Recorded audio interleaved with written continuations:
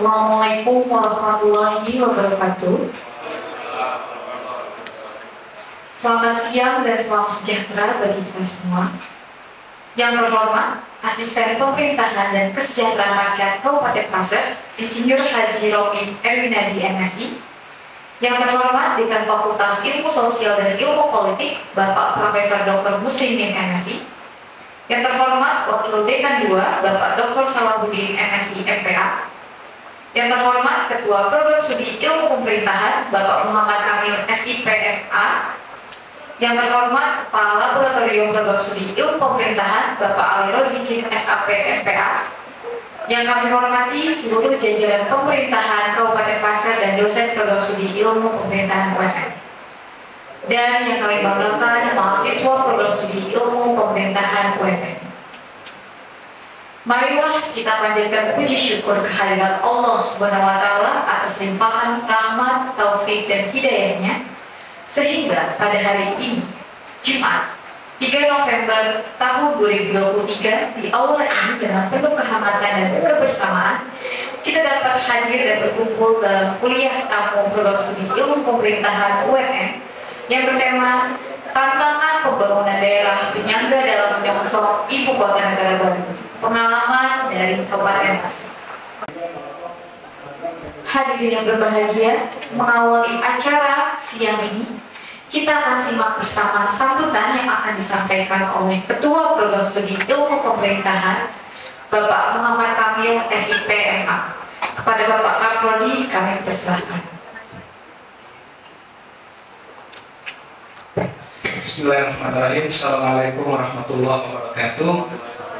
Alhamdulillah, la haula wala quwwata illa billah, nahmaduhu wa nasta'inuhu wa nastaghfiruh wa na'udzu billahi min syururi anfusina wa min sayyiati a'malina, may yahdihillahu fala mudilla lahu wa may yudlil fala hadiya lahu. Yang sama-sama kita hormati Bapak Dekan Fisip, Bapak Profesor Dr. Muslimin Mahmud, Bapak Insinyur Haji Romif Erwinadi, Asisten Pemerintahan dan Kesejahteraan Rakyat Kabupaten Pasir. Selamat datang di UMN Bapak beserta tim. Yang kami hormati Bapak Wakil Dekan 2, Sekretaris Kepala Laboratorium, Sekretaris Program Studi, dan adik-adik mahasiswa. Pertama, kami menyampaikan permohonan maaf Bapak mahasiswa yang sejatinya hadir ini sedang terjebak hujan. Karena tumben-tumbenan di siang hari di Malang ini hujan. Kami biasa melaksanakan atau memberikan perspektif yang berbeda terhadap adik-adik mahasiswa. Kalau di kelas itu belajarnya adalah meramu dan menggodok teori, belajar terkait dengan teori. Tetapi pada siang hari ini, atas kehadiran Bapak dan tim, kami mohon berkenan untuk memberikan ilmu dalam sisi praktis yang baru.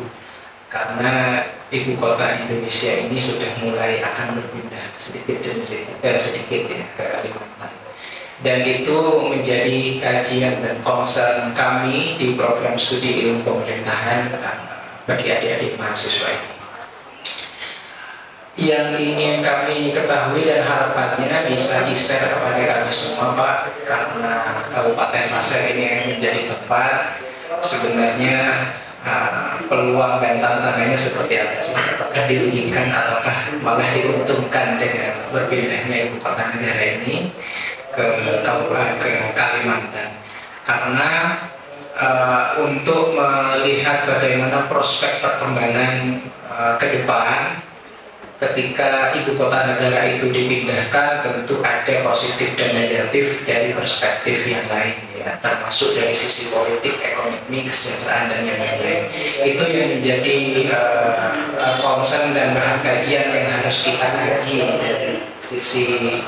dari sisi politik, hukum, ekonomi dalam perpindahan ibu kota negara ini. Dalam waktu beberapa tahun terakhir memang dosen-dosen kami concern di bagian smart city ya, termasuk Pak Ali, kemudian Putri, termasuk saya. Namun itu juga menjadi sebuah tantangan. Apakah di dalam pembangunan daerah penyangga dalam menyusun ibu kota negara ini, hal itu juga menjadi bagian yang masih diperhatikan. Dalam perkembangan ekonomi juga begitu. Kalau Jakarta kan selama ini terkenal dengan kota metropolitan dan macetnya, seluruh bisnis datang gitu karena itu menjadi ibu kota negara. Gitu. Kira-kira apa yang sudah dipersiapkan oleh Kabupaten Pasir untuk menghadapi itu? Barangkali 5-10 tahun, 20 tahun ke depan mungkin akan ada Jakarta yang baru ya di Kalimantan itu. Semua bisnis datang, kemudian yang berkepentingan juga datang, pusat pemerintahan karena ada di sana. Gitu. Dari hal itu, terima kasih Pak Roni sudah hadir dan mau berbagi kepada kami semuanya, termasuk adik-adik mahasiswa.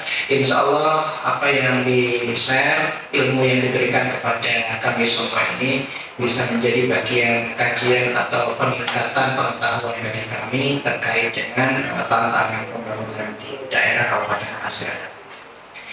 Terima kasih, mungkin hanya itu yang bisa kami sampaikan. Selanjutnya kami mohon berkenan, mohon dengan hormat nanti Bapak Dekan untuk memberikan arahan selanjutnya sekaligus membuka acara. Terima kasih. Assalamualaikum warahmatullahi wabarakatuh. Demikian sambutan dari Ketua Program Studi Ilmu Pemerintahan. Terima kasih kepada Bapak Kamil atas sambutannya. Hadirin, acara selanjutnya adalah sambutan sekaligus pembukaan acara secara langsung yang akan disampaikan oleh Dekan Fakultas Ilmu Sosial dan Ilmu Politik, Bapak Profesor Dr. Muslimin MSI. Kepada Bapak Dekan, kami persilakan. Bismillahirrahmanirrahim. Assalamualaikum warahmatullahi wabarakatuh. Alhamdulillahirabbil alamin wa bihi nasta'in ala umuri dunya waddin. Shalatu wassalamu ala asyrafil anbiya'i wal mursalin wa ala alihi washabihi ajmain. Amma ba'd.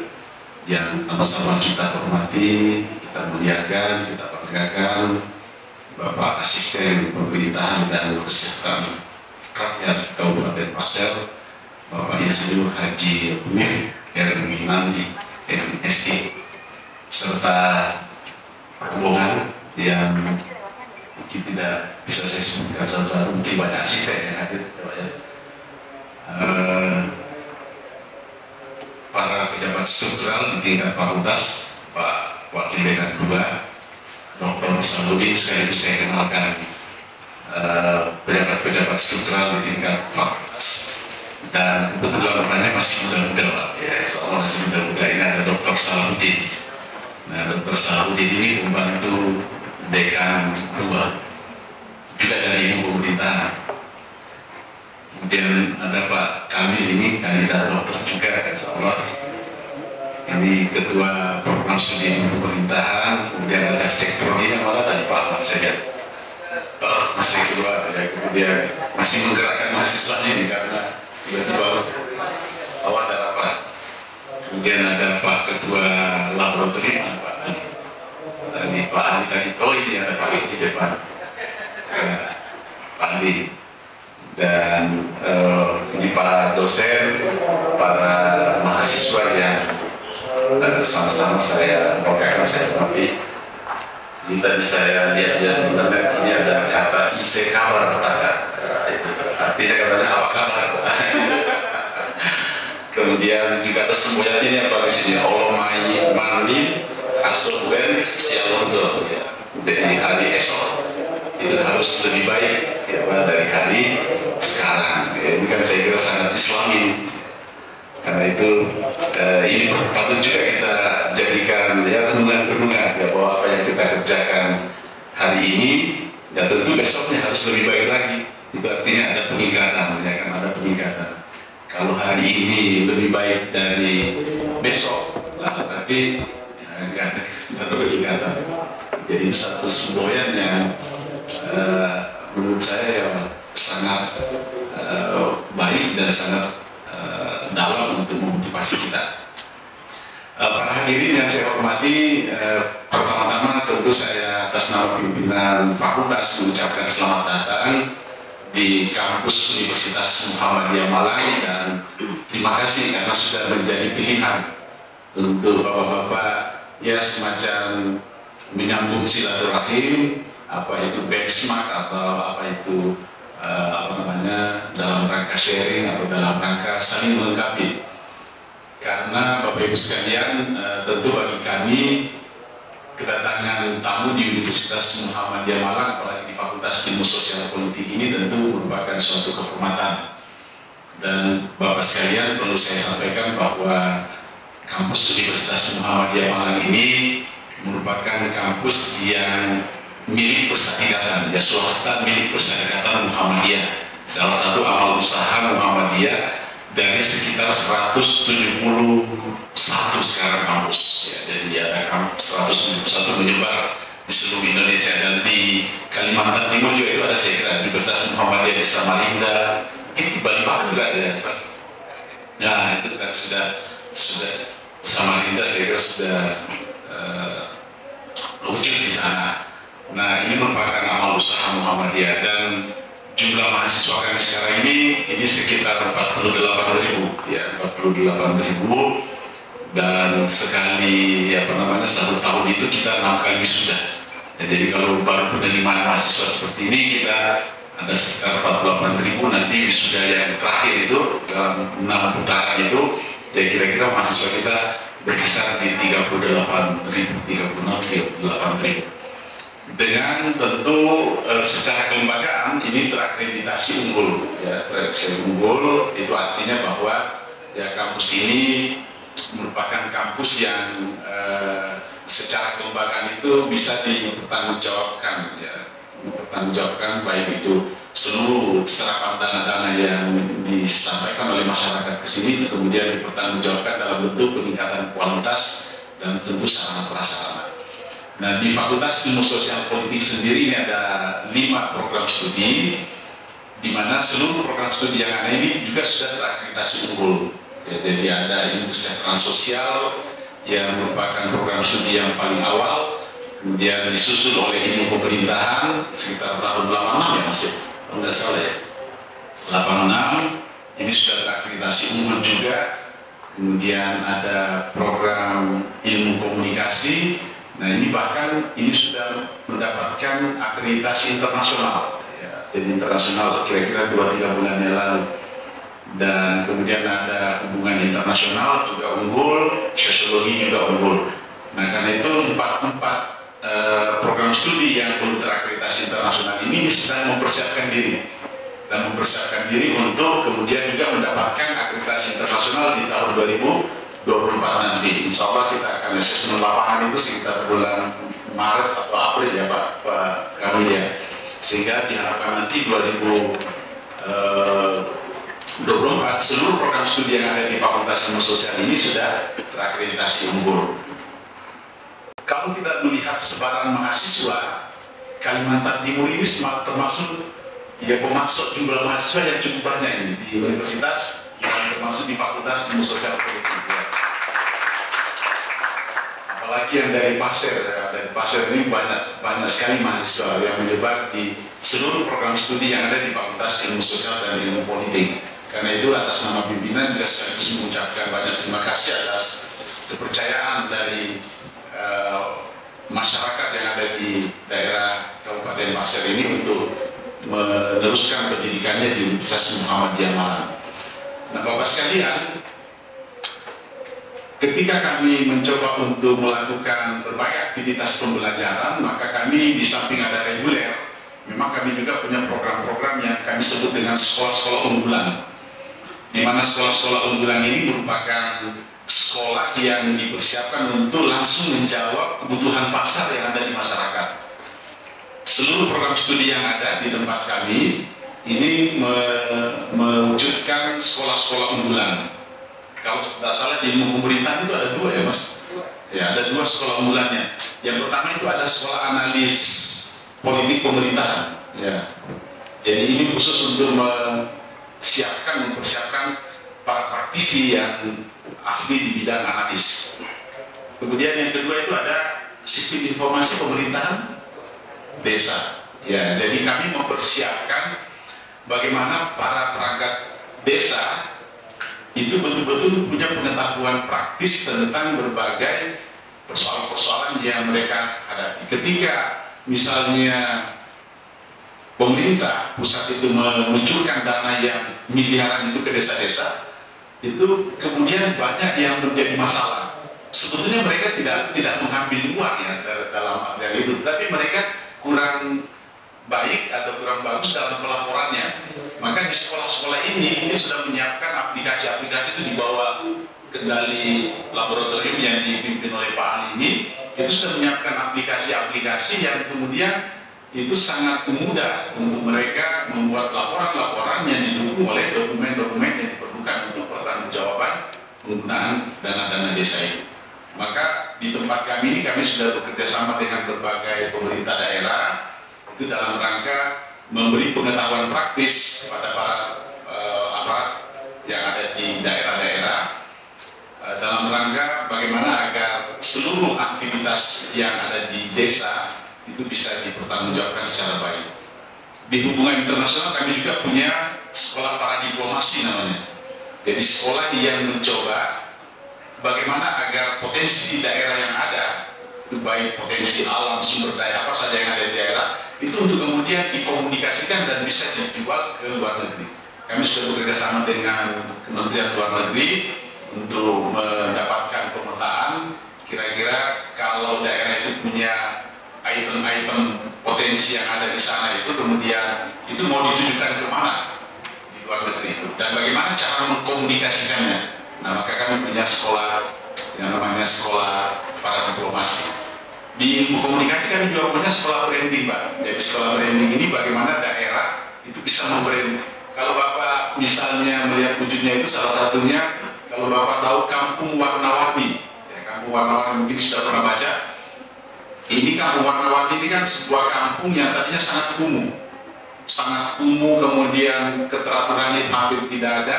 Nah, kemudian kami turunkan praktisi-praktisi komunikasi sana untuk membranding agar image building itu terbangun. Nah, maka kemudian sekarang ini sudah menjadi kampung yang menjadi destinasi wisata internasional.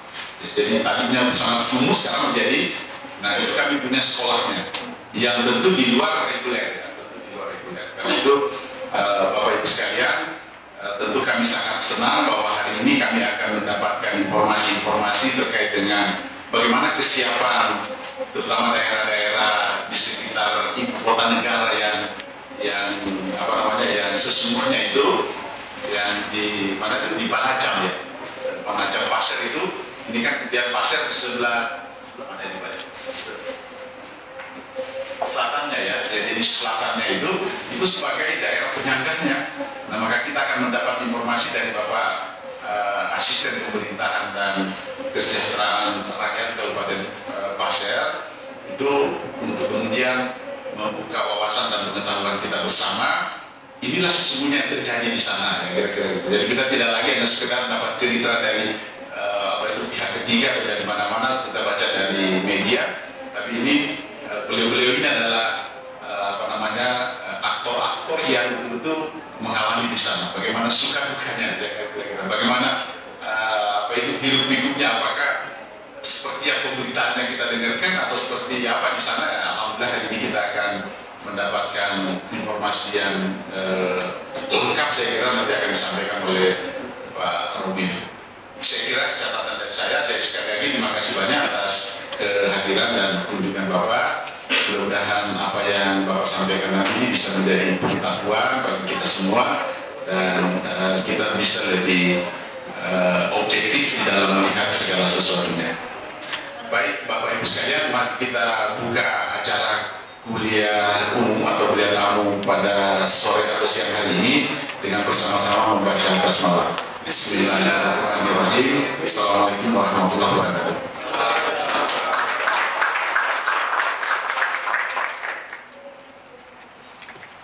Demikian sambutan dari Dekan Visi.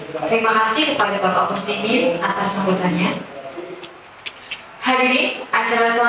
adalah sesi foto bersama sekaligus pemberian sertifikat serta souvenir sebagai bentuk kenang-kenangan dari program studi ilmu pemerintahan UMM kepada pemerintahan Kabupaten Pasir yang akan diberikan langsung oleh Bapak Dekan Profesor Dr. Muslimin MSI dan Bapak Kaprodi Bapak Muhammad Kamil SIPM. Kepada Bapak Dekan, Bapak Kapolri dan perwakilan pemerintahan Kabupaten Pasir kami persilakan.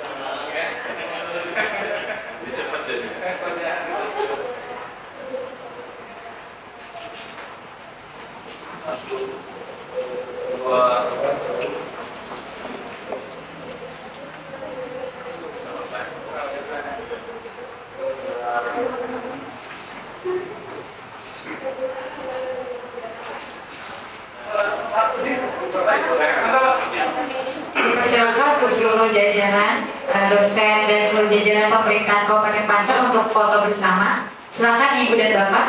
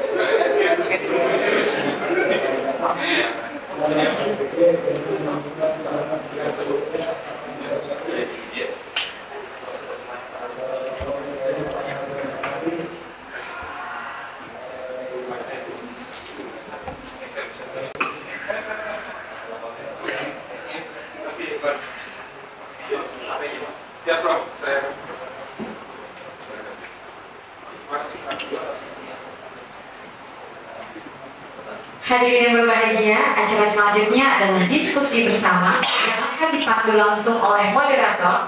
Kepada Bapak Ali Lazikin SAP FPA, kami persilakan.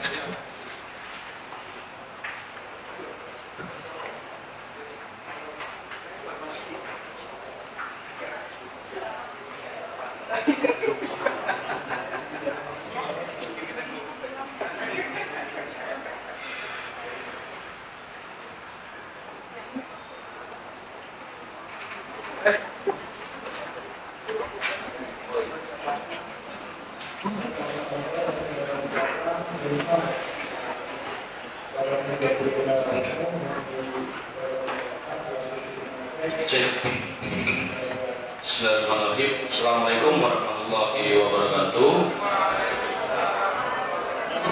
Selamat siang, salam sejahtera untuk kita semua. Alhamdulillahirrahmanirrahim. kita dikumpulkan di ruang sidang senang ini dengan keadaan bahagia dan sehat, meskipun dengan hujan ya. Alhamdulillah teman-teman tetap bersedia untuk hadir ya di ruang sidang senang ini. Baik, jadi teman-teman kita akan berdiskusi ya. Tema kuliah tahun kita adalah tantangan pembangunan daerah penyangga dalam menyongsong ibu kota negara baru, pengalaman dari Kabupaten Pasir. Nah, kenapa kita mengambil tema seperti ini? Karena memang faktanya ya bahwa ibu kota negara baru akan dipindahkan di Kalimantan ya. Tepuk tangan buat Kabupaten Pasir. Ya, jadi nanti anak-anak Kalimantan akan jadi anak ibu kota ya. Jadi anak ibu kota, jadi bukan anak Jabodetabek lagi ya jadi ibu kota, tapi anak apa nanti ada sebutannya nanti ya. Nah, pada kesempatan hari ini kebetulan yang menjadi pembicara utama adalah Bapak Romif ya. Bapak Romif ini sebagai asisten pemerintahan dan kesejahteraan rakyat Kabupaten Pasir. Sebelum kita mendengarkan materi dari beliau, saya bacakan CV beliau.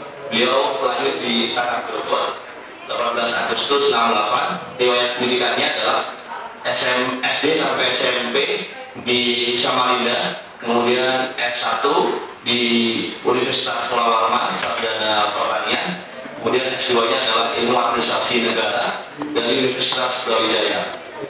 Beliau telah banyak berpengalaman di dunia pemerintahan, dari mulai Bapeda ya di Badan Pembangunan Daerah sampai sekarang di Asisten Pemerintahan dan Kesejahteraan Rakyat Kabupaten Pasir. Nah, saya tidak akan berlama-lama ya Pak Romif, mungkin nanti langsung bisa berdiskusi. Kita dengarkan materi dari Pak Romif nanti mungkin 20 sampai 30 menit ya Pak Kamil. 20 ya sepuasnya yang di luar. Iya, jadi mohon maaf nih kalau mumpung ada mahasiswa, alhamdulillah sudah banyak, dan saya yakin di sini juga ada beberapa yang dari Kabupaten Pasir, Mas Arif ya. Tentu nanti bisa memberikan satu pertanyaan atau hal-hal yang bisa menjadi bahan diskusi di kita bersama. Nah, selanjutnya waktu dan tempat saya persilakan kepada Pak Romi. Terima kasih. Assalamualaikum warahmatullahi wabarakatuh. Waalaikumsalam. Selamat siang. Sebenarnya yang duduk di sini Pak Bupati sebenarnya, karena rangkaian tadi pagi itu adalah penandatanganan MOU. Kami sudah sampaikan ke Pak Direktur kami 2 kali berusaha. Nah ini sudah kita siapkan 2 minggu, tiba-tiba bosnya IKN datang Pak Jokowi. Jadi sudah tidak bisa apa-apa lagi, karena PJ gubernur kami itu adalah Dirjen Otonomi Daerah, dan biasanya itu diabsen satu-satu materi sekalian. Jadi izinkan kami dari mewakili Pak Bupati, sebenarnya nanti ada rekan kami dari asisten ekonomi pembangunan yang tentu lebih kepada aspek ekonomi dan pembangunan, kalau kami dari aspek pemerintahan dan kesejahteraan rakyat.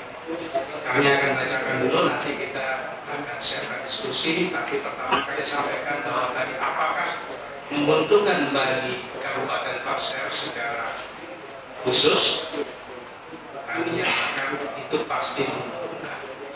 Mengapa menguntungkan?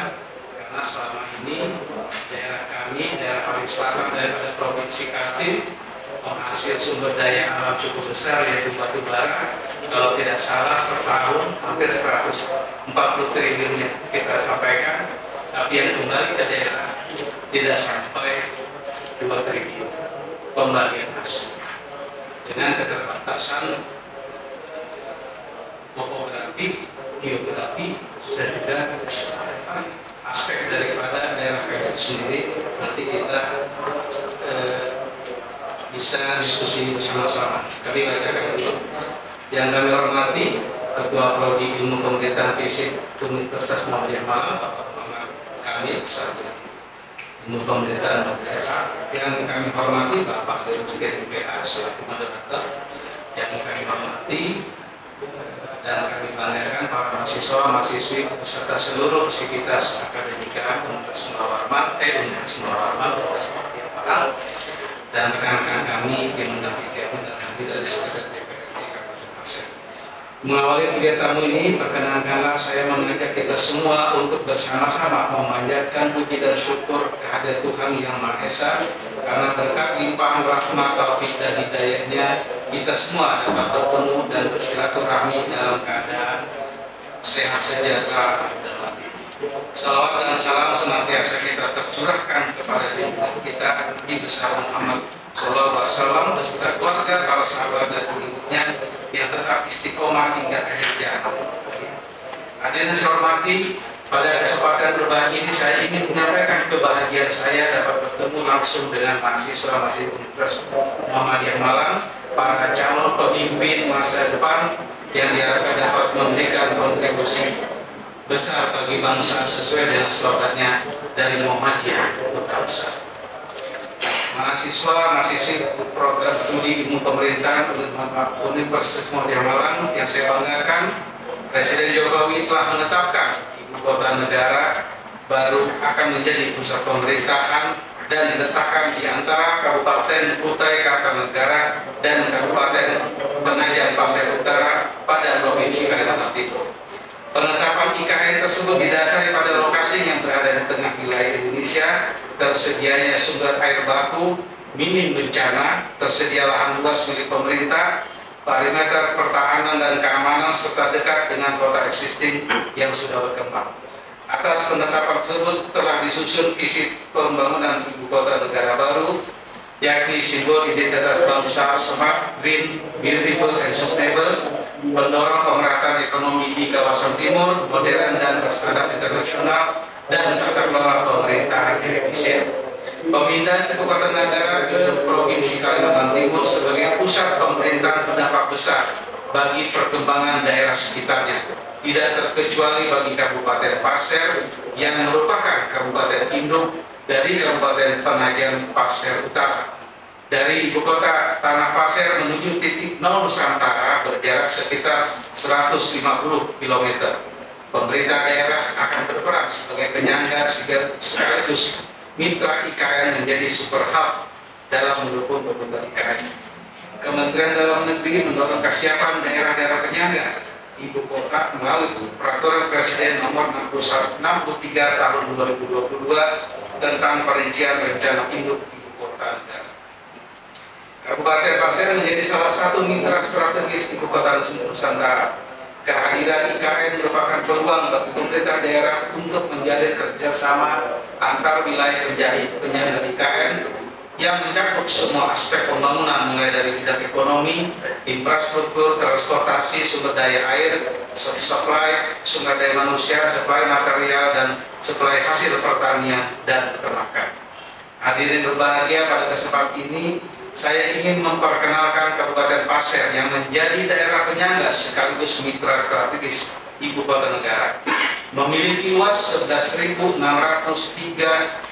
km persegi dengan 10 kecamatan dan 144 desa kelurahan, mengusung visi menuju Kabupaten Pasir yang maju, adil, dan sejahtera. Tentunya kami menyambut baik terhadap pemindahan ibu kota Nusantara tersebut dengan segala potensi yang kami miliki, dan semua persiapan yang dilaksanakan bermuara pada kesiapan Kabupaten Pasir menyambut ibu kota Nusantara. Saudara Dekan, Ketua Prodi dan sivitas akademika yang berbahagia, untuk diketahui bahwa sektor andalan Kabupaten Pasir adalah pada sektor pertambangan dan perkebunan. Namun tentu saja potensi lain juga tidak kalah, yaitu sektor pertanian, perikanan, dan pariwisata. Pada tahun 2022 tercatat sektor pertanian dengan total produksi 47.190 ton. Kemudian sektor perkebunan kelapa sawit terbagi 3, yaitu swadaya total produksi 8.000 ton, perkebunan swasta besar produksi 1.073.982 ton, dan perkebunan besar negara sebesar 171.040.000 ton. Pada sektor perkebunan karet total produksi 15.795 ton, potensi produksi perikanan budidaya juga tidak kalah besar, yaitu 32.750 ton, 32.750 ton, sedangkan produksi perikanan tangkap 11.545.775 ton. Pada sektor tanaman pangan sangat potensial, mengingat setiap kecamatan selain tanaman pangan, cabai, jagung, kelengkeng juga menjadi sentra buah untuk endemik yang diproduksi dalam rangka memenuhi kebutuhan pangan di kota Nusantara. Komunitas buah unggul dan endemik lokal yang dikembangkan meliputi alpukat di Kecamatan Tanah Grogol, kelengkeng di Kecamatan Buaro, durian di Kecamatan Lolingkis, jamu di Kecamatan Longkali, jeruk di Kecamatan Pasir Lenggong, cempedak di Kecamatan Madu Sopang, lai di Kecamatan Muara Komang, langsat duku di Kecamatan Muara Semut, dan pisang di Kecamatan Bebeno. Hadirin berbahagia, potensi wisata pun tidak kalah menarik. Tidak jauh dari ibu kota Pasir, kita bisa menikmati pemandangan dan embun udara bersih Gunung Boga, Gunung Kembun di Desa Ruan, Kecamatan Muara Semut. Yang senang dengan spot wisata bisa mencoba para layang. Atlet level nasional pun sudah mengelilingi area ini. Bahkan ketagihan para layang tidak cukup sekali. Serupa dengan Gunung Boga dan Gunung Nui dan Tundenui, kita berada tinggi sekali hingga bisa melihat pemandangan hutan, pohon, dan hewan liar. Wisata alam lainnya seperti air terjun pun banyak tersebar di berbagai kecamatan. Misalnya air terjun Batu Badindi, Loyang Seriam, Loyang Toru, Lum, dan Tiwei serta Gunung Lumut yang sudah terkenal. Lumut bukan hanya menutup tanah dan bebatuan, tetapi juga dahan dan ranting pepohonan karena udara di sekitarnya sangat lembab dan basah. Para wisatawan berpetualang pasti tertantang menaklukkan Gunung Lumut. Jika sering menonton tayangan wisata alam dan budaya, tentu pernah melihat Gua Tengkorak, Gua Lusan, dan Gua Jorak. Wisata sejarah pun ada di Kabupaten Pasir pada abad 16 atau tahun 1516 Masehi. Berdiri Kerajaan Sadurangas yang menjadi Kesultanan Pasir, pertama kali dipimpin oleh ratu bernama Ratu Haji Putri Petong. Sejarah kerajaan ini dapat dilihat di Museum Sadurangas. Selain itu, tempat rekreasi piknik yang dikelola swasta juga bertaburan, baik di ibu kota kabupaten maupun di kecamatan. Ini semua dilakukan untuk mewujudkan perekonomian daerah yang mandiri dan berdaya saing sebagai misi pertama Kabupaten Pasir, dengan sasaran meningkatkan efek ganda sektor pertanian dan berkembangnya sektor kepariwisata. Hadirin berbahagia, percepatan pembangunan pun sangat terasa. Di bawah kepemimpinan Dr. Fahmi Fadli dan Haja Syarifah Masyita Aga Kesan, dengan misi Pasirmas, yaitu meningkatkan tata kelola pemerintahan yang efektif dan efisien melalui pemerintahan yang profesional, partisipatif, dan transparan, dan mengurangi ketimpangan antar wilayah melalui peningkatan aksesibilitas yang berwawasan lingkungan dan berkelanjutan. Hampir semua wilayah di Kabupaten Pasir sudah terhubung via transportasi darat, dan optimis ke depannya infrastruktur jalan akan lebih baik lagi sebagai dampak positif IKN yang memposisikan Kabupaten Pasir sebagai pensuplai berbagai kebutuhan IKN. Pelabuhan Pondok menjadi akses via laut untuk menuju berbagai daerah di Indonesia, dan sekarang sedang dalam proses pembangunan bandara udara di Kabupaten Pasir. Hadirin berbahagia, pada teori klasik Adam Smith menganggap bahwa manusialah sebagai faktor produksi utama yang menentukan kemakmuran bangsa-bangsa. Alasannya, alam tidak ada artinya kalau tidak ada sumber daya manusia yang pandai mengolahnya sehingga bermanfaat bagi kehidupan. Terkait sumber daya manusia diemban pada misi keempat, yaitu meningkatkan sumber daya manusia yang berdaya saing dengan sasaran yaitu meningkatkan kualitas pendidikan, meningkatkan derajat kesehatan masyarakat, dan meningkatkan kesejahteraan masyarakat. Kabupaten Pasir memiliki sekolah yang cukup representatif seperti Man Cendekia yang hanya ada beberapa saja di Indonesia, sekolah keislaman ini baik negeri maupun swasta pada tingkat sekolah dasar, SMP hingga SMA sederajat, termasuk Universitas Muhammadiyah Kalimantan Timur Tanah Global yang telah lama hadir di Kabupaten Pasir. Tadi pagi Pemkab Pasir telah menandatangani MOU dalam rangka pembangunan hubungan kemitraan strategis dalam rangka pelaksanaan pembangunan daerah dan perwujudan Tridharma perguruan tinggi di Kabupaten Pasir. MOU tersebut pada universitas juga ada di daerah Pulau Sulawesi maupun Jawa, bahkan di Mesir, termasuk beasiswa stimulan maupun tidak mampu yang telah diberikan. Tadi pagi kita sudah melaksanakan kerjasama antar daerah dengan Universitas Muhammadiyah Malang. Mudah-mudahan nanti setelah bulan kami akan sampaikan agar dinas-dinas yang memiliki pekerjaan apa yang mendapat yang akan dilakukan bisa dibantu oleh Universitas Muhammadiyah Malang, karena tadi kami mendengar banyak unggulan-unggulan yang unggulan yang harus kita siapkan. Pada bidang kesehatan, Pemkab Pasir juga sangat peduli dengan jaminan kesehatan masyarakat. Hal ini ditandai dengan menerimanya penghargaan Universal Health Coverage atas capaian cakupan semesta jaringan kesehatan dan UHC sebanyak tahun 2003 sebanyak 284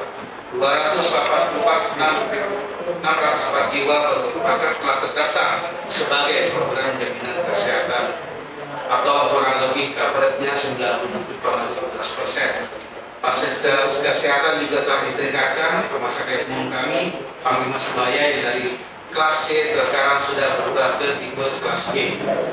Hadirin saya banggakan dari apa yang kami sampaikan bahwa Kabupaten Pasir sangat siap untuk mendukung Kota Nusantara dengan segala potensi yang dimiliki dan potensi yang terus ditingkatkan secara maksimal. Besar harapan kami bahwa mahasiswa-mahasiswi Universitas Muhammadiyah Malang untuk turut berkontribusi dalam suksesnya Nusantara. Saya yakin di antara mahasiswa-mahasiswa ini ada yang berasal dari Kalimantan Timur, bahkan dari Kabupaten Pasir. Semoga merasa terpanggil untuk membangun daerah dan tentu saja tidak menutup peluang bagi mahasiswa lainnya dari berbagai daerah Indonesia untuk ambil bagian. Karena sudah sejarah mencatat membuktikan bahwa Universitas Muhammadiyah Malang banyak melahirkan pemimpin-pemimpin yang berkarakter dan sukses di bidang masing-masing. Dekan, Ketua Prodi, dan mahasiswa-mahasiswi program studi untuk pemerintahan yang berbahagia, kiranya demikian yang dapat kami sampaikan. Semoga ada rasa penasaran terhadap Kabupaten Pasir hingga suatu saat dapat mengunjungi daerah ini. Selamat mengikuti perkuliahan hingga selesai wisuda. Semoga sehat, sukses, dan ilmunya berkah serta bermanfaat. Sekian, terima kasih. Wabillahi taufiq hidayah. Wassalamualaikum warahmatullahi wabarakatuh. Bupati Pasir tertanda Dr. Fahmi Pati. Terima kasih. Terima kasih jadi sekalian, karena saya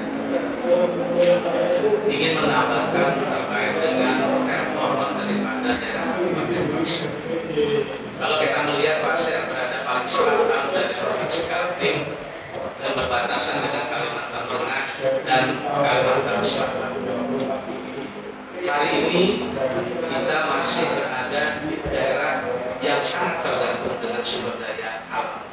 Jadi kalau berdasarkan data BPS 2022, PDRB kita ini 76,4% masih disumbang oleh sektor pertambangan dan sumber daya alam. Sementara untuk sektor pertanian kurang lebih 10%, kemudian industri pengolahan baru 3,%, perdagangan besar 4%, dan ini bagi daerah kita yang terlalu bergantung pada sumber daya alam. Apabila harga itu naik, produksi bagus, maka dana bagi hasil juga akan bisa. Tetapi apabila itu turun, maka itu akan berdampak kepada APBD. APBD tahun ini diperkirakan kurang lebih 3,6 triliun dan sebagainya. Nah, dari sektor Sementara jumlah penduduk kita ada kurang lebih hampir 300.000 jiwa. Tadi Bapak terus ada 48.000 mahasiswa UMN, tadi saya waktu 30.000. Ibu kota Tanah Grogol Kabupaten Pasir itu hanya 50.000. Jadi bisa dibayangkan kami skala ibu kota kabupaten itu 50.000, di sini 48.000 mahasiswa. Itu. Nah kemudian angkatan kerja kami itu tahun 2022 ada 133.000, tetapi pengangguran terbuka kurang lebih 4,8%, artinya ada 6.528 orang yang masih menganggur. Kalau melihat dari sektor kesejahteraan, fasilitas pendidikan kami lumayan, tapi tidak juga mencukupi. Misalnya untuk TK itu kurang lebih 153 TK, SD 238, SMP MTS itu 94, dan SMA kurang lebih 44 sekolah. Kalau urusan kesehatan, jumlah rumah sakit kami ada 12, puskesmas kami ada 25, maksud saya salah, rumah sakit kami ada rumah sakit ibu kota yang tipenya B, kemudian ada rumah sakit Kerang yang tipenya C, dan ada 25 puskesmas. 12 ini termasuk rumah sakit yang ada di beberapa kabupaten, di dalam kabupaten. Di data agak sedikit salah ya Pak Kasran. Dari BPS ini kita ternyata, karena kalau 12 rumah sakit saya kira tidak ada kalau puskesmas gitu. Dari sektor transportasi, panjang jalan kabupaten kurang lebih 1.000 km, itu tanggung jawab kabupaten. Tapi ada yang diketahui hanya 244 km yang beraspal, yang beton 108 km, kerikil 505 km, dan tanah 147 km. Artinya apa? Jauh daripada layak untuk sebuah transportasi di Kabupaten Pasir. Karena daerah kita kalau melihat terbagi atas 3 kawasan, kawasan pegunungan, kawasan tengah, dan kawasan pantai. Kalau kawasan tengah itu berada di posisi jalan negara, di situ banyak rumah-rumah dan sebagainya tumbuh. Tapi kalau di kawasan pedalaman itu desa-desa itu sangat terpencil dan jauh. Nah ini ya, jalan itu banyak jalan kerikil atau jalan tanah yang agak parah, jalannya kerikil yang lewat sawit.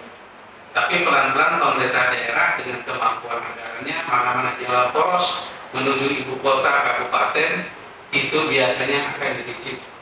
Kalau tidak dicicil maka setahun diperbaiki lewat jalan sawit, rusak lagi dan sebagainya. Itu yang menjadi problem kita.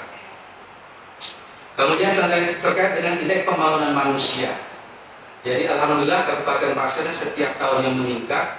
Jadi kalau tahun 2021 dari 72,93 ini akan meningkat ke 73,44. Artinya kalau lihat kisarannya termasuk daerah yang maju. Dan diharapkan 2023 nanti menjadi 74.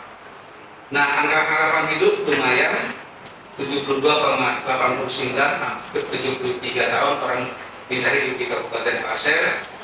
Kemudian cuma memang rata-rata lama sekolah kita ya Pak Kasrani baru 8,8 tahun, dan harapan lama sekolah juga baru 13,7.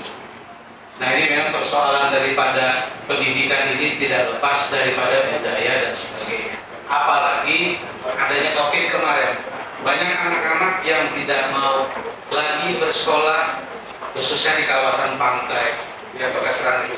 Daripada saya melihat jaget, kuliah dan sebagainya, juga saya mau. Nah, jadi di situ juga tantangan kami di dalam menyiapkan pembangunan manusia. Karena kalau ini tidak diperbaiki, yang kita khawatirkan adalah dampak daripada IKN, maka warga Kabupaten Pasir siap-siap menjadi penonton, menjadi persoalan tersendiri. Nah, kalau dari aspek pemerintahan, terus terang aja memang cukup banyak di kami jumlah PNS itu kurang lebih 4.250, tetapi ini semua belum mencukupi untuk dalam melayani. Karena apa? Pertumbuhan daripada penerimaan pegawai ternyata tidak sebanding dengan yang pensiun.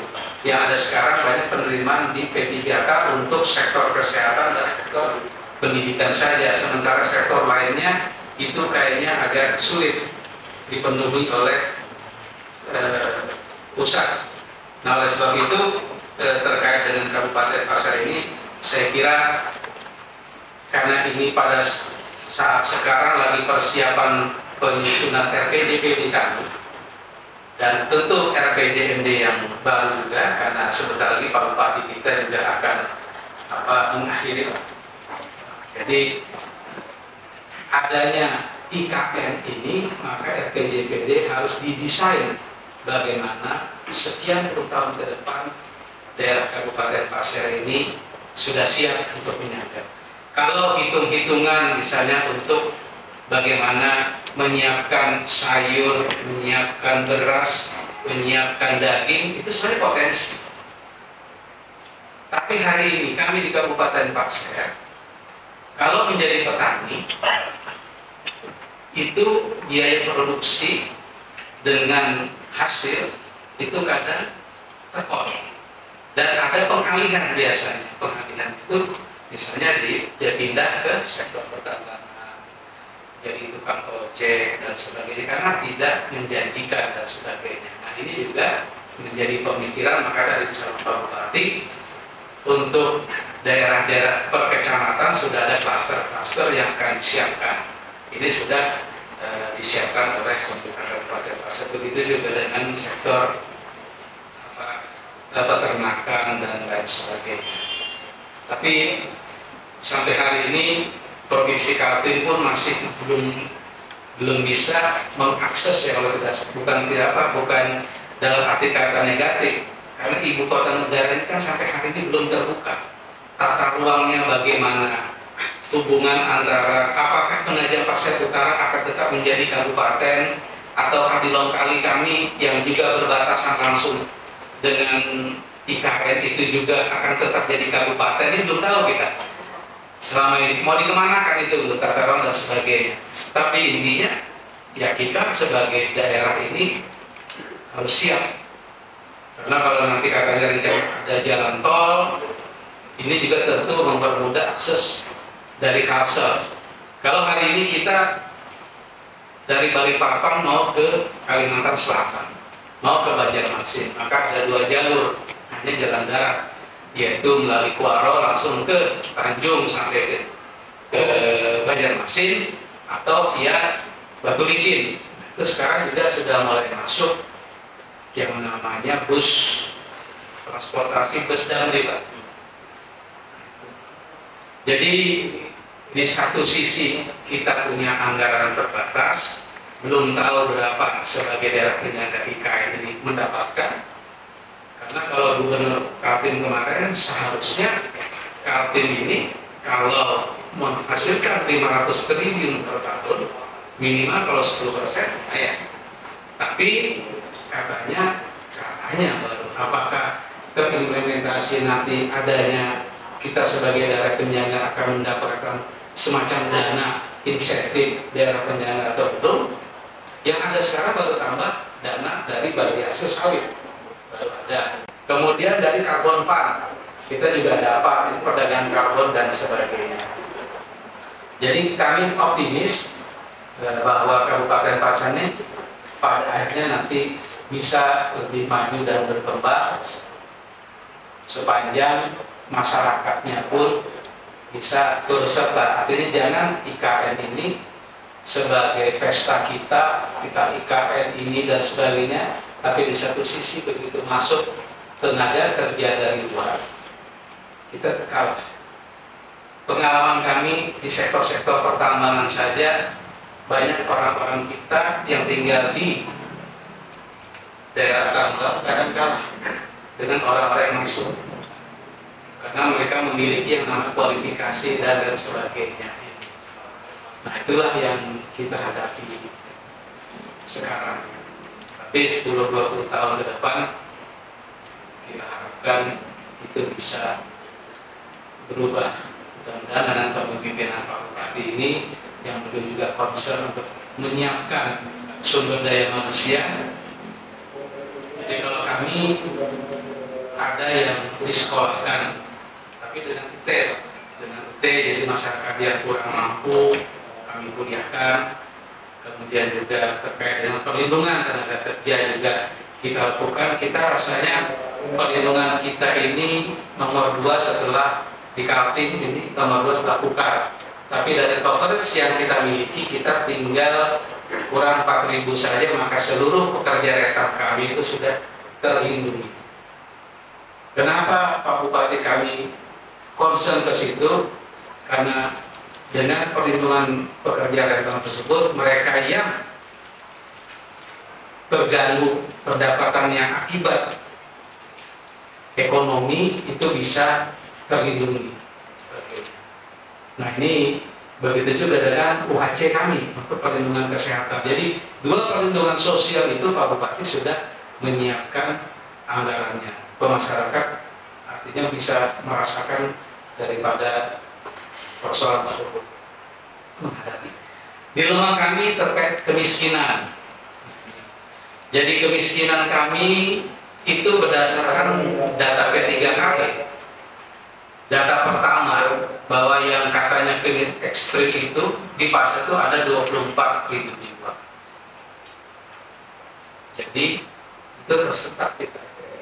Apakah 24.000 jiwa itu benar-benar ekstrim? Karena orang namanya kemiskinan ekstrim itu pendapatannya itu kurang daripada 50.000, bukan 30.000 per hari.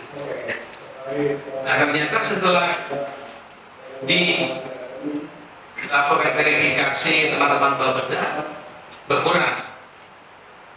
Jadi kalau di desil 1 yang paling parah itu ada kurang lebih 4.000 yang miskin ekstrim.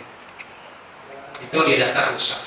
Tapi orang BPS menyatakan hari ini di pasar tidak ada orang miskin ekstrim itu. Nah, kan aneh. Jadi ada data dari P3KI menyatakan sekian, tapi teman-teman di BPS sendiri di hadapan Bupati saya berani tidak ada.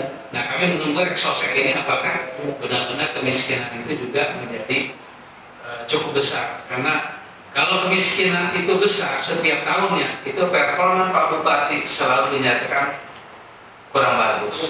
Kan tugas kita kan adalah bagian pelayanan dasar kita, pendidikan, kesehatan, ada 5 itu kan intinya bisa meningkatkan pendapatan, mengurangi kemiskinan.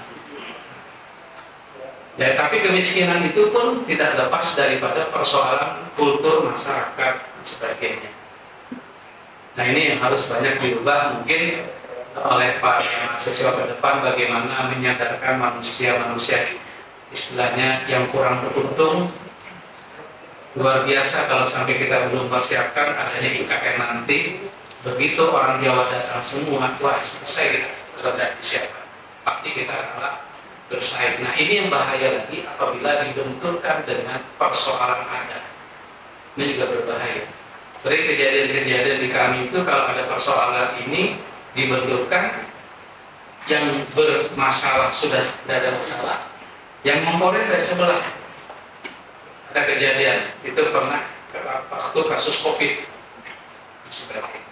Nah, itu juga makanya hari ini ada penandatanganan MOU dengan Pak Bupati seluruh dari seluruh provinsi ibu kota negara, seluruh kabupaten kota di provinsi Kaltim itu menandatangani sepakat untuk mendukung budaya. Jadi budaya tetap dihargai di IKN tersebut. Mudah-mudahan ini berjalan sesuai dengan rencana. Mungkin itu yang dapat kami sampaikan. Mudah-mudahan ada feedback dari adik-adik sekalian bagaimana kami di Kabupaten Pasir ini juga bisa berbuat. Dan apabila hari ini kami lagi melakukan prioritas partisipasi publik, silakan saja diberi masukan ke Bapak dari Kabupaten Pasir. Apa yang mau dilakukan? Nanti kami carikan linknya, kalau memang ada nanti kami sampaikan. Ada banyak mahasiswa dari di sini. Mungkin itu dapat kami sampaikan. Mohon maaf. Assalamualaikum warahmatullahi wabarakatuh. Waalaikumsalam. Ya, terima kasih Pak Romif telah memberikan pemaparan tadi. Pertama tadi kalau salah pidato dari Pak Bupati ya Pak. Ya, jadi memang Pak Bupati menitipkan pidato teman-teman kepada Pak Romif untuk disampaikan di kuliah tamu.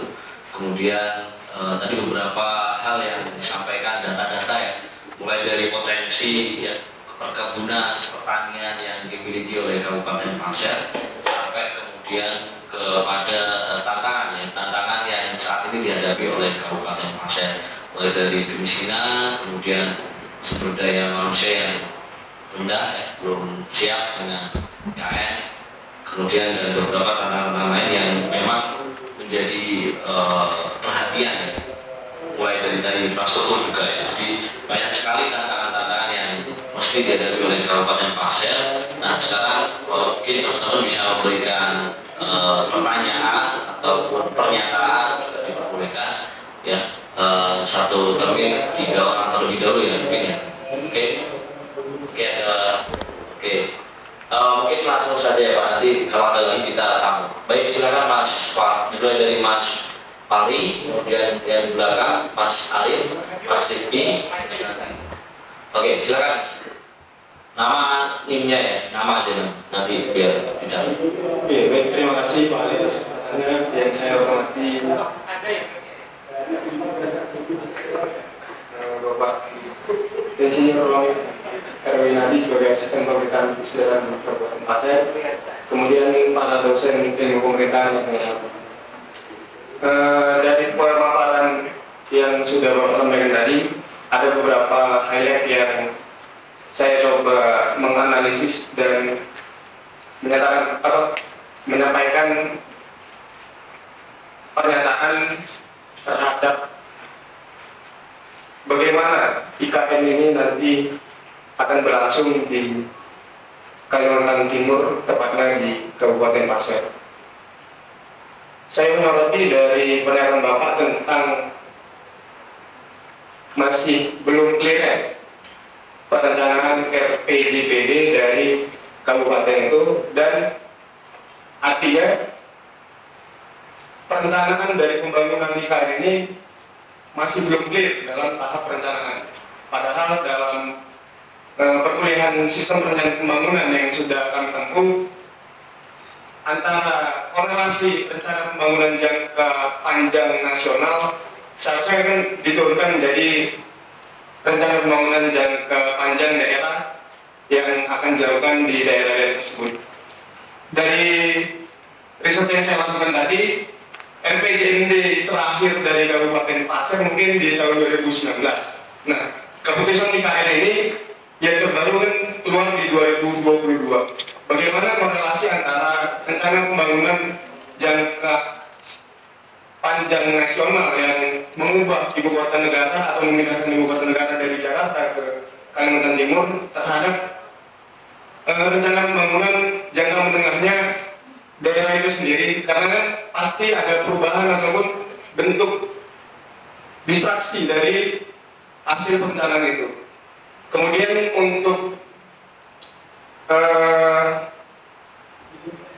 pola sosial yang Bapak sebutkan tadi menyatakan bahwasanya pemindahan ibu kota negara yang akan dilakukan itu direncanakan tidak akan mengganggu kestabilan sosial dan budaya yang ada di Kalimantan Timur. Hematnya kita melihat situasi sosial di negara kita sendiri, ketika ada sebuah migrasi perpindahan masyarakat dari satu tempat ke tempat yang lain, maka habit atau kebiasaan orang-orang yang dari daerah asalnya akan mengikuti di daerah tertentu. Ini kan akan menimbulkan konflik sosial yang akan berkepanjangan maupun secara jangka pendek, tapi yang kita harapkan itu tidak akan terjadi nantinya di Kalimantan Timur. Mungkin itu dulu Pak. Terima kasih. Ya, terima kasih Mas Mati. Kalau boleh saya simpulkan menyebutkan ya seperti ada 2 pertanyaan Pak. Jadi korelasi dari RPJMD nasional tadi dengan pergeseran budaya. Oh ya, mau di feedback langsung ya, nggak apa-apa ya.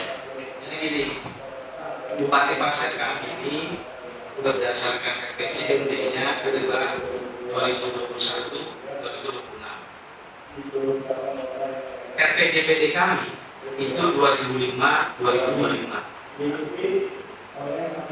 Kalau tahu, nah, hari ini sedang dilakukan penyusunan RPJMD baru.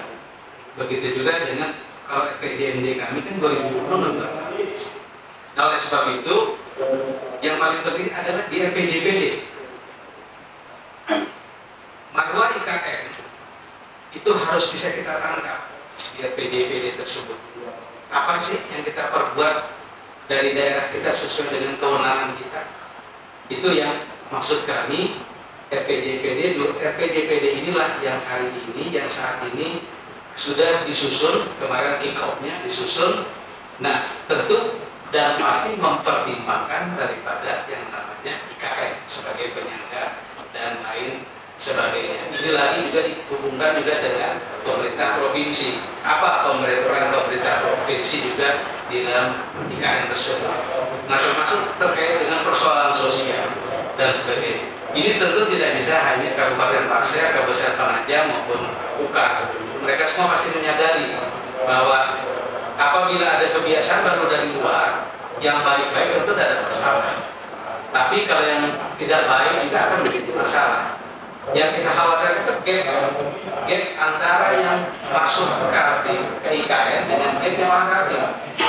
Nah, ini pemerintah provinsi juga harus ada bagaimana mempersiapkan daerah-daerah ini dengan sumber daya apa, dengan tenaga kerjanya untuk melakukan persiapan agar mengurangi gap tersebut. Dan ini baru disadari. Kita kan selama ini kan yang namanya provinsi Kaltim itu kata gubernur kami adalah provinsi yang terlalu baik, dapat sekian diterima ini dan sebagainya, tapi terminal bobokan, nah itu dan sebagainya. Jadi ini harus kerja keras bersama. Makanya Pak Gubernur selalu bicara bahwa di balik daripada keberkahan itu harus ada yang disiapkan. Nah, mudah-mudahan antara provinsi, kabupaten dan sebagainya itu bisa sama-sama untuk berbarengan, jangan sampai masyarakat di sekitar itu tidak mendapatkan yang namanya pekerjaan atau apa dan sebagainya. Saya kira itu maksudnya di RPJMD-nya tidak ada. Ya, terima kasih Pak Romi. Bagaimana Mas Romi? Mungkin sedikit lagi Pak, berarti tentang perencanaan yang dilakukan oleh pemerintah pusat. Apa keterlibatan pemerintah daerah dalam perencanaan yang dilakukan oleh pemerintah nasional? Mungkin hari ini kan kalau berdasarkan undang-undang pemerintahan daerah ada kewenangan. Kabupaten kewenangannya ini, provinsi kewenangannya ini, negara kewenangannya ini. Nah, yang kita pikirkan ada kewenangan kita yang pelayanan dasar itu. Nah, pelayanan dasar ini kayak bagaimana, kayak pendidikan itu sampai SMP, ya kan? Masalah kesehatan, bagaimana pelayanan, pokoknya banyak lah dan sebagainya. Itu dulu yang paling penting. IKN ini kan sebenarnya ada orang yang datang melakukan aktivitas di situ yang pasti membutuhkan yang namanya makanan, produk daging, produk ikan, produk sayur dan sebagainya, produk telur dan sebagainya. Nah, kalau kita lihat kan, coba cek aja apa Kaltim memproduksi telur. Tuh, apakah memproduksi sapi? Tidak. Makanya ada salah satu bupati kota baru mau bikin yang namanya apa, tol laut. Ternyata beliau punya kapal dengan kapal mau mengambil sapi sayur dari selatan, dari Sulawesi, dia bawa. Ini ceritanya begitu. Nah, Kabupaten Pasir dengan luas wilayah yang ada tentu ingin memanfaatkan yang namanya lahan. Nah, lahan itulah yang tadi seperti bagaimana memproduksi beras, memproduksi cabai, memproduksi dan sebagainya, itu yang akan kita manfaatkan semua, yang peluang-peluang itu ya. Jadi intinya tidak mungkin RPJMD kabupaten, RPJMD provinsi, RPJMD pusat itu bertentangan, tidak boleh, karena sudah ada kisi-kisinya, agak sinkron ceritanya gitu. Iya, itu ya Mas Fahri ya. Jadi memang prinsipnya harus sinkronisasi antara pusat, provinsi dan daerah. Baik, selanjutnya Mas di belakang. Ya. Baik, selamat sore. Salam sejahtera bagi kita semua. Jadi di sini saya ingin bertanya tentang perihal namanya. Nama saya David. Tentang perihal langkah dan gerakan apa saja yang harus diambil oleh pemerintah Kabupaten Pasir untuk menunjukkan bahwasannya Kabupaten Pasir ini mampu untuk menjadi ibu kota di Indonesia sendiri. Sedangkan menurut ekspor, impor, atau keluar masuknya barang sangatlah jauh dari kata layak. Terus ada plot twist, Pak. Karena tadi jawabannya sudah dijelaskan semua, jadi saya cuma ingin bertanya, selama ini langkah tersulit apa yang menjadi penghalang bagi pemerintah Kabupaten Kota Pasir itu sendiri? Seperti yang Bapak sampaikan tadi, bermasalah dengan masyarakat adat di sana. Terima kasih.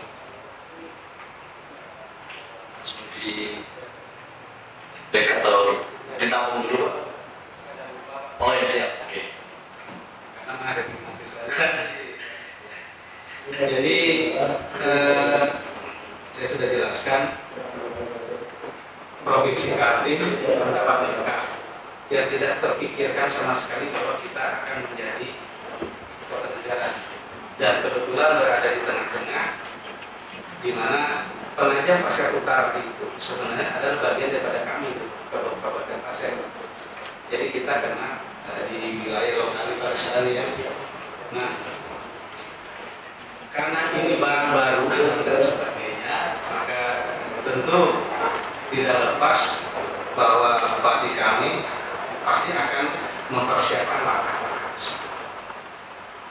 Bahwa kita memiliki potensi yang namanya lahan yang belum tergarap, yang saat ini baru ada terkait dengan sawit kami yang cukup besar, kemudian kami punya sektor perikanan, kami punya sektor tambak dan lain sebagainya, yang selama ini mungkin bagi masyarakat lebih banyak memenuhi kebutuhan teman-teman di Balikpapan, khususnya seperti perikanan. Jadi produksi ikan yang bagus dan sebagainya itu rata-rata dipasarkan ke luar daerah. Ada juga yang langsung ke Sulawesi, pasarannya sebagainya ini. Nah, karena nanti diprediksi bahwa di IKN itu akan ada sekian ribu yang masuk, maka untuk mendapatkan yang namanya sembako dan nanti sayur mayur dan sebagainya, tentu kan supaya lebih cepat dengan distribusi yang cepat itu tentu di sekitar kawasan Penajam, Pasir, Bukar dan lain sebagainya. Nah, sekali lagi yang namanya Kalimantan Timur karena lahannya lebih banyak sumber daya alam, maka sektor-sektor yang namanya pertanian itu tidak menjadi sektor unggulan mereka karena ada batu bara. Jadi kalau di Batu Sopang yang orang Grogot, orang Pasir tahu Batu Sopang itu yang namanya ada Gideko, coba dilihat sini. Begitu banyak uang terputar di situ. Pada saat batu bara itu bagus. Tapi coba kita tanya, apakah mereka bertani? Ya bertani, tapi hanya untuk mencukupi kehidupan. Nah, oleh sebab itu untuk dengan adanya peluang itu, makanya pemerintah daerah kami dengan dinas terkait sudah mempersiapkan sejak sekarang. Dengan adanya lahan dan sebagainya, apa yang kita lakukan, apa yang kita perbuat untuk bisa menangkap peluang itu? Tidak peluang gitu kan? Nah, Pak Bupati sudah mendorong itu kepada dinas-dinas, silakan untuk bisa menghasilkan. Sektor perikanan kami khususnya seperti di mana di pantai, persoalannya cagar alam. Jadi masyarakat yang melakukan di situ dalam tanda kutip tidak dibenarkan, tapi karena mereka yang melakukan masyarakat ya dibenarkan. Tapi kalau ada perusahaan yang masuk masih jaga anak, masalah sudah tidak boleh. Nah itu juga keterbatasan dari kami. Jadi saya kira yang kita hadapi adalah bahwa peluang ada, pemerintah daerah menyiapkan nanti langkah-langkahnya, mungkin nanti melalui PJPD bagaimana. Nah di situ bisa kita lakukan apa-apa yang kita lakukan. Hari ini kan semua masih hitung-hitungan kan, bahwa ada nggak betul pegawai pusat mau datang 12.000 dan sebagainya, itu masih hitung-hitungan. Nah kita juga menghitung. Nah terkait dengan yang namanya adat, nah ini memang kita di pasar juga harus hati-hati. Kenapa? Jangan sampai terjadi yang namanya apa kasarnya istilahnya tersinggung. Mereka adalah warga pasar asli. Mungkin hari ini mereka tidak istilahnya itu masih ada pendapatan atau apa yang bisa dia lakukan sehingga tidak ada masalah. Nah yang dikhawatirkan nanti kan kalau terjadi persaingan, lahan mereka sudah banyak dijual, mereka punya keturunan, ternyata dia ditanya mana lahan saya sudah dijual orang tua. Nah ini kan pasti ada timbul konflik dan sebagainya. Tapi kita dengan adanya forum kewaspadaan dini, forum apa lagi Pak Kasran, kewaspadaan dini dan sebagainya, forum FKDM, itu kita selalu mengkomunikasikan. Karena ternyata kalau ini terjadi, beberapa kali kami lakukan itu luar biasa. Bahkan kemarin gara-gara yang kasus di pasar hanya urusan di KP ya, itu sampai pengajian urusannya pasar dengan Bugis. Padahal mereka yang bermasalah itu sudah selesai. Timbul lagi pamannya, dia lagi pasar dan sebagainya. Nah ini tapi intinya tinggal dikomunikasikan sebagainya. Jadi pada prinsipnya Kabupaten Pasar itu mempersiapkan apa yang mau kita lakukan, bagaimana mengisi daripada peluang sebagai penyangga IKN. Mungkin itu. Baik Pak, terima kasih. Ada feedback Mas David? Oke, cukup ya. Terima kasih. Selanjutnya Mas Alif ya. Ya, silakan Mas Alif. Putra daerah ini. Putra daerah Pak. Assalamualaikum warahmatullahi wabarakatuh. Selamat sore, salam sejahtera bagi semua. Perkenalkan nama saya Alif Muhammad Sabda. Saya asli Kabupaten Pasir juga. Kebetulan tinggal di Kota Indonesia. Jadi sebelumnya saya ingin memberi approach kepada pembangunannya Dr. Fahmi ini Pak. Kita lihat bagaimana dulunya Siring yang dulunya sangat kumuh, dulunya tidak layak untuk menjadi tempat bersantai, menjadi tempat mencari hiburan lah Pak ya. Sekarang kita lihat semenjak direnovasi, sekarang memiliki konsep yang bagus seperti Malioboro yang kita lihat gitu. Jadi saya dan juga jalanan dari Kabupaten Pasir menuju Penajam Utara juga sekarang sudah lumayan bagus menurut saya lihat. Nah, jadi saya sekarang ingin menanyakan terkait pembangunan Pak. Saya hanya ingin tahu apa saja strategi Pemda Kabupaten Pasir dalam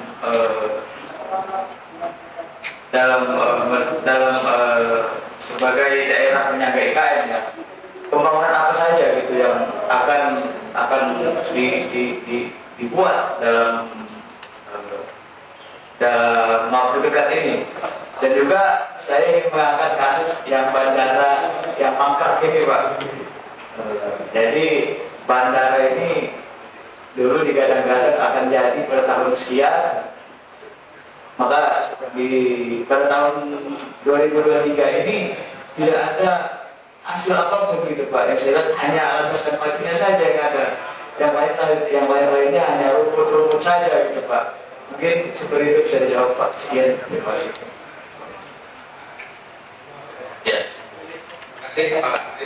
Saya kira yang baik Pak. Ya, tadi malam Bapaknya sudah mau saya Bapak kesana kan? Karena dari wajahnya Bapaknya. Oh gitu ya Pak. Bapaknya kerja di Kemenang Pak. Oh gitu. Biasa mitra kami terkait dengan hal-hal MTQ dan sebagainya, jadi paham kami. Biasanya Bapaknya juga bola. Sumpah kami kalau ada PNS berarti kita ada jabatannya. Tapi mudah-mudahan bisa kembali ke pasien untuk berbuat yang terbaik. Ya. Jadi memang strategi Kabupaten Pasir dengan kelemahan disampaikan bahwa infrastruktur kami sangat terbatas dan sebagainya mengakibatkan jalur produksi terhambat. Pak Bupati selalu bicara begitu. Percuma kita ini menghasilkan apapun, percuma kita lakukan kalau jalan itu tidak kita perbaiki. Visinya seperti Pak Jokowi juga. Nah, Desa Tanjung Aru yang hari ini menyatakan sebagai Tanjung Harapan baru tahun ini mungkin sampai tahun depan baru menjadi daerah kecamatan yang punya harapan. Sekian puluh tahun tidak ada jalan darat, jalannya melalui laut. Padahal kalau dari peta itu luar biasa hasil di sana sebagainya. Memang pada zaman almarhum Pak Ridwan Sumidi pernah dimasukkan pembangunan jalan melalui provinsi, tapi setelah itu terlupakan sampai terakhir kemarin bapaknya Pak Bupati dijabat sudah mulai dilakukan, hanya diteruskan oleh beliau. Karena mungkin banyak pembelajaran bahwa infrastruktur inilah kunci bagaimana seluruh produksi di daerah itu bisa tersalurkan. Kalau nanti Tanjung Aru itu jalannya bagus, tentu di situ listrik bisa masuk, air bersih bisa masuk, yang keluar ikan dari sana, mungkin juga ada jagung, ada apa dan sebagainya, tanaman bisa dimasukkan ke daerah sebagai penyumbang dan sebagainya. Selama ini terbatas. Nah, belum lagi nanti di Kepala Telake misalnya, Kepala Telake juga sangat terbatas, atau di Rantau Putar atau lain sebagainya itu jalannya rata-rata ya itu sudah. Kalau Kepala Telake kemarin waktu banjir terakhir 2021 Pak Bupati sempat mengirimkan helikopter itu bahwa jangan sampai ada masyarakat mereka yang akibat tidak terlayani dan sebagainya. Nah, itu yang strategi Pak Bupati tentunya adalah membangun perbaikan infrastruktur di tengah uang itu juga terbatas, karena ada sektor kesehatan 10%, sektor pendidikan 20%, kayak itu juga menjadi perhatian dan sebagainya. Nah, ini yang menurut kami juga menjadi penting. Nah, terkait dengan bandara, saya kira Pak Bupati tahun ini sudah memperbaiki kajiannya. Jadi dengan adanya IKN ini tentu membuka peluang lagi bahwa bisa dilakukan, jadi kajikan yang dulu katanya di ATR sekarang katanya akan menjadi pelabuhan yang bisa didarati oleh Airbus. Saya kira itu kita juga positif karena pemerintah pusat menurut informasi dari Pak Asisten juga sudah ada di pusat, bahkan kajiannya sudah disiapkan. Gitu Pak. Ya, bandara mau dilanjutkan Mas ya, tenang Pak. Dari ATR, dari Airbus, nanti dari Malang langsung ke Pasir nanti ya. Kita doakan bersama teman-teman GoPD di Kabupaten Pasir. Baik, silakan selanjutnya. Tadi urut dulu Mas Satria. Kayaknya mahasiswa kita harus semangat Pak. Nggak apa-apa nanti sampai jam 5 ya Pak. Terima kasih. Oke, silakan Mas Sepi. Baik, terima kasih Pak Ali atas waktunya dan kesempatannya untuk saya dapat memberikan sebuah pertanyaan. Sebelumnya perkenalkan, saya Rifki Muhammad selaku mahasiswa pemerintahan tahun 2021. Saya ingin bertanya kepada pembicara kita hari ini, yaitu Bapak Haji Romif. Seperti yang kita telah ketahui bahwa Kabupaten Pasir sebagai daerah dalam penetapan IKN yang telah ditetapkan oleh Bapak Presiden Joko Widodo. Nah, tentunya itu akan memberikan dampak yang salah satunya yang terdapat dalam tema diskusi kita hari ini sebagai daerah penyangga dalam pembangunan PSB. Nah, pertanyaannya itu bagaimana bentuk aktual dalam pembangunan atau memang bentuk secara nyata yang telah dilakukan oleh Kabupaten IKN ini dalam sebagai daerah penyangga dalam menyongsong ibu kota negara baru,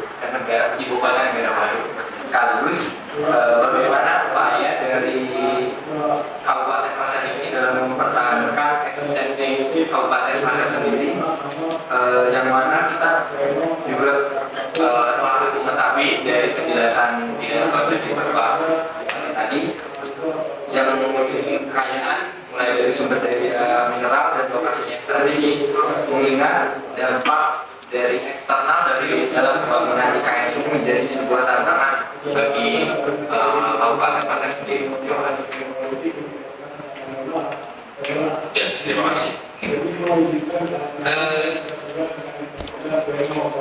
Jadi pertanyaannya Seperti ini Pak, sidang disertasi ini Pak.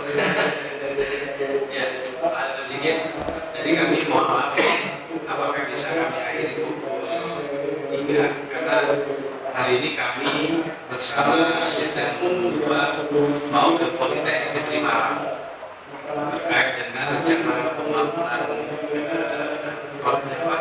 Politeknik. Jadi Pasir ini seperti saya jawab sudah bekerja sama dengan Politeknik Negeri Samarinda waktu itu zaman masih berada di Kementerian Ristek dan sebagainya dibangun. Nah waktu itu pembiayaan melalui pusat, tapi karena perubahan kebijakan akhirnya pembiayaan ini tidak lagi dilakukan. Nah karena kami ini di Kaltim ini sudah beberapa tahun bekerja sama kan, ada program selinya alat berat, kemudian kimia, ada 3 prodinya di situ. Pak Bupati meminta ini tetap dilakukan. Mudah-mudahan di 2026 atau 2027 sudah berdiri kampusnya. Nah kampus inilah yang salah satunya nanti mungkin tadi saya sampaikan Pak Bupati ingin dengan adanya kampus tersebut juga menjadi salah satu upaya Pemkab untuk menyiapkan sumber daya manusia.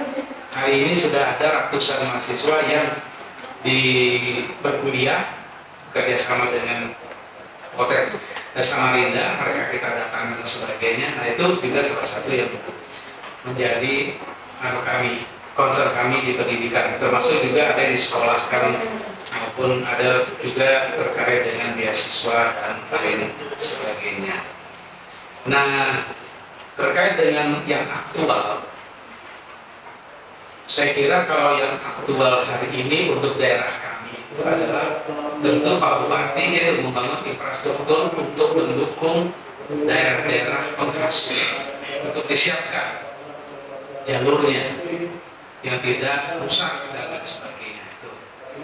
Selain itu juga sekarang ini sudah berkurang yang tidak terlayani sinyal karena kami juga smart city.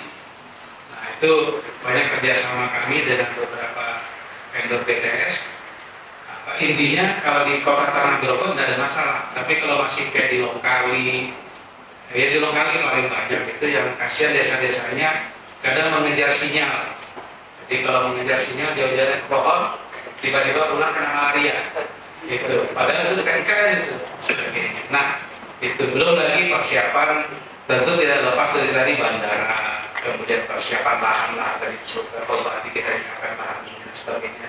Termasuk juga upaya daripada Perusda bagaimana menggandeng mitra-mitra petani kami untuk bisa melakukan menghasilkan beras, karena beras hari ini kebanyakan diproduksi juga di Pasir, tapi begitu pulang dari Banjar, ditok di Banjar, di Banjarmasin. Jadi yang punya susu itu sapi, yang punya merek brand itu beruang.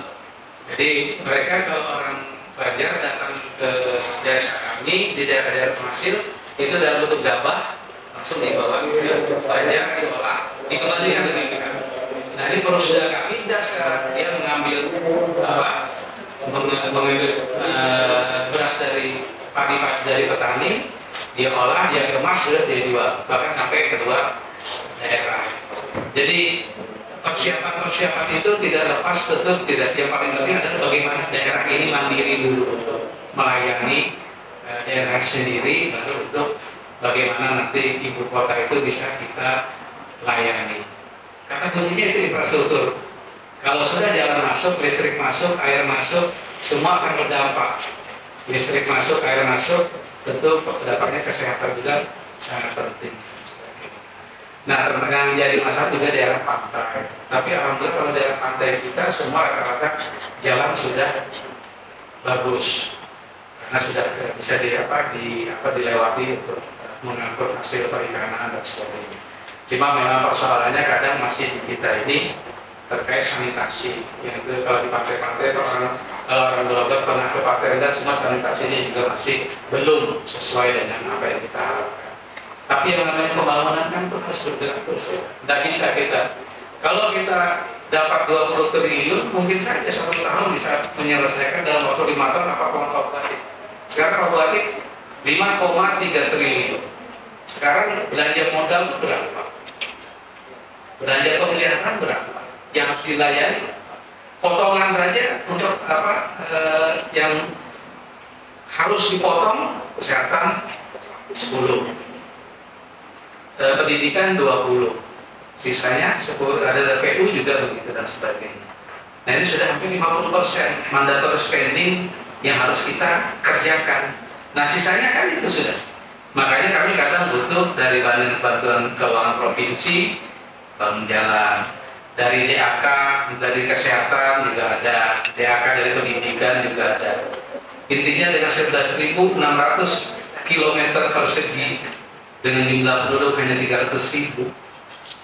Kalau terlihat sih mudah untuk melayani ya, tapi dengan kondisi geografis yang begitu, nah ini yang hitung-hitungannya menjadi sangat berat. Mudah-mudahan ya kedepannya dengan IKN ini ada transfer baru lagi dapat itu. Ya kalau dapat 300 miliar, 400 miliar lagi sebagai penyangga.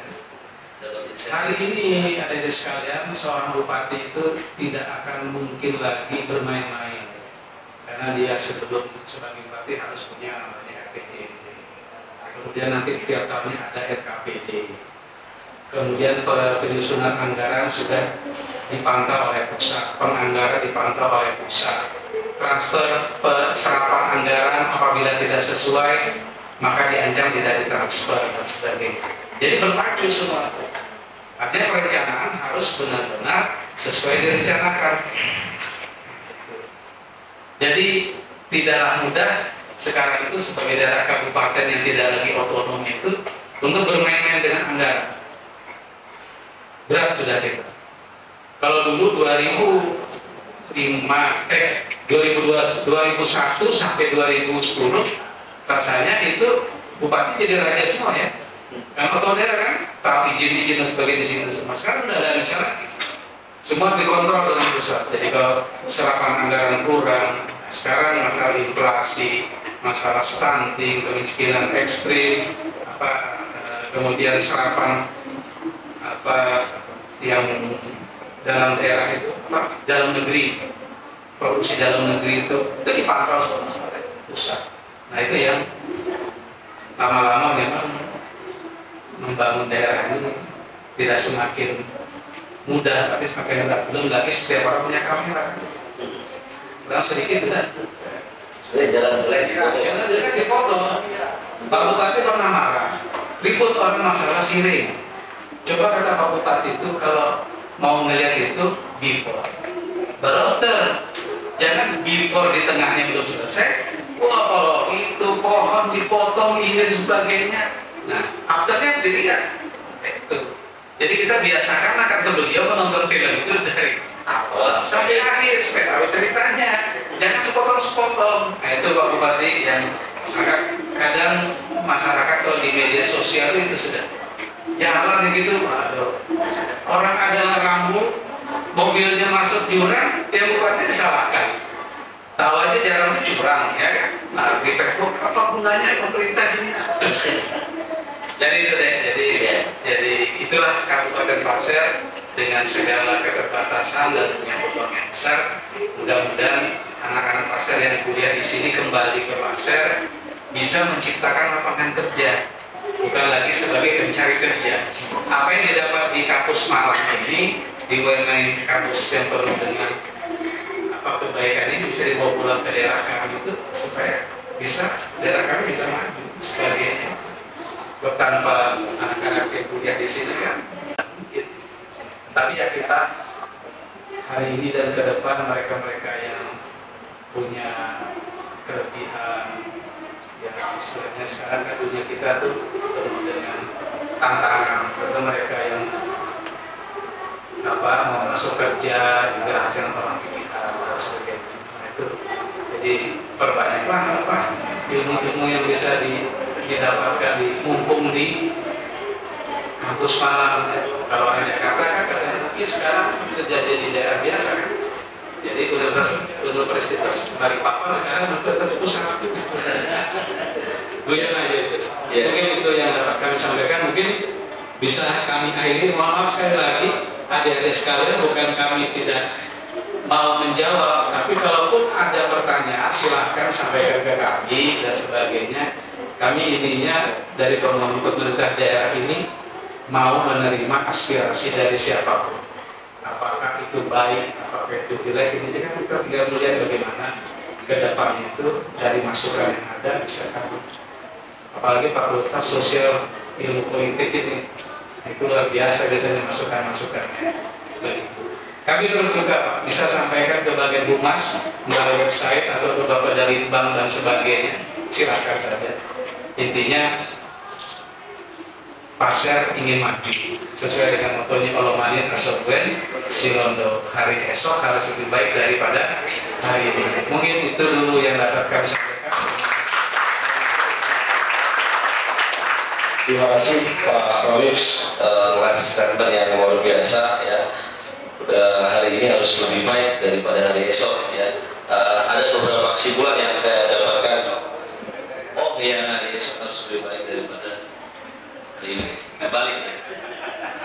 Kalau kebalik nanti jadi nostalgia, mundur ya. Saya terjebak hujan Pak, jadi ingat masa lalu.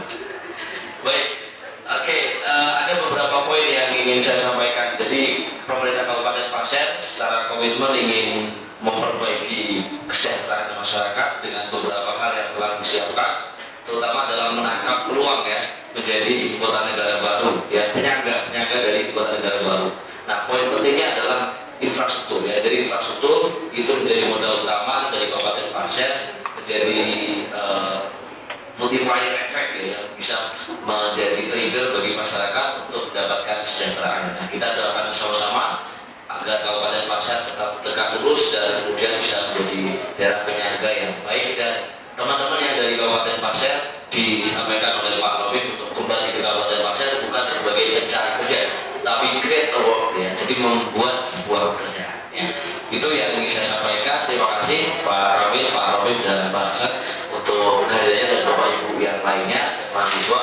Selanjutnya saya kembalikan ke MC. Terima kasih. Yeah.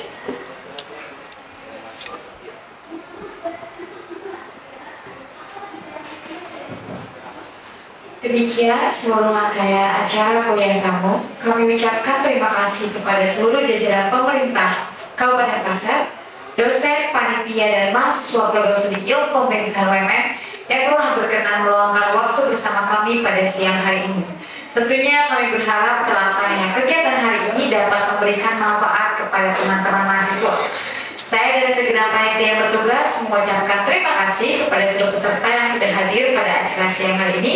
Wassalamualaikum warahmatullahi wabarakatuh.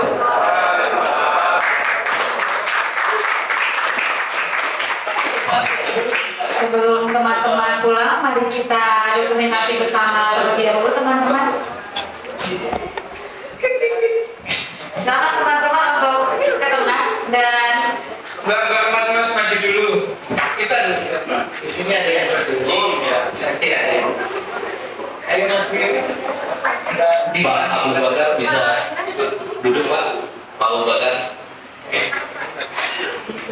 Yang teman-teman mahasiswa bisa berdiri di depan dan di belakang kita ya.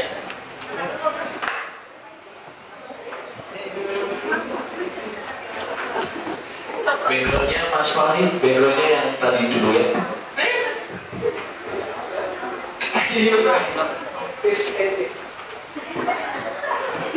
Ya, bisa di depan dan bisa di belakang. Jadi bisa diatur. Ayo. Ya, di depan diatur. Duduk ya, bisa. Nah, sip. Fotonya dari sini mungkin ya, Mas Fahri. Bisa. Boleh.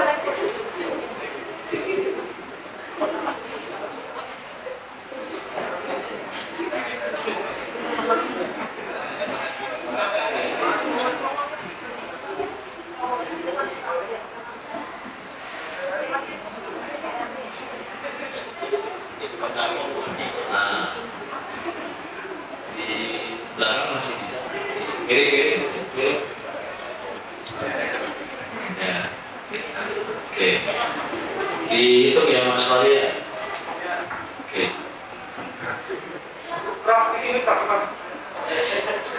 Ayo teman-teman dirapetin ya, dirapetin. 1, 2, 3. Ganti ya. Ganti gaya. 1, 2, Ayo UMM. Iya, ayo UMM ya. UMM. 1, 2, 3. sekali lagi. Ganti gaya. Kalau boleh ditutup.